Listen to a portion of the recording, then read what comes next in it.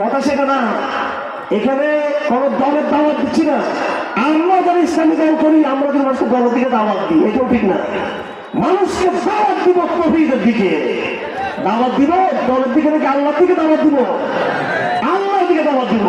এমন এক বাঙালি জাতি গড়ে উঠুক যেখানে অন্য দল তো দূরের কথা, সেগুলোর দল ইসলামিক দল নিজের দলীয় পরিচয় বড় না করে ইসলামের পরিচয়টা আমরা বড় হিসেবে রাখবো। আমরা শুধু আপনি রাজনৈতিক দলগুলোর কথা বললে আপনি আমাদেরকেও ঠিক হতে হবে।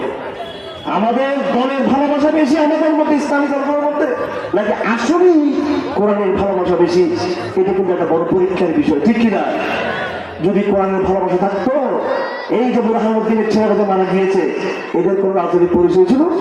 তারা কি শিবির হয়ে মারা গিয়েছে, চরগুনাই হয়ে, হেফাজত হয়ে? না, তাদের পরিচয় ছিল তারা আল্লাহ রসুলের আশিক।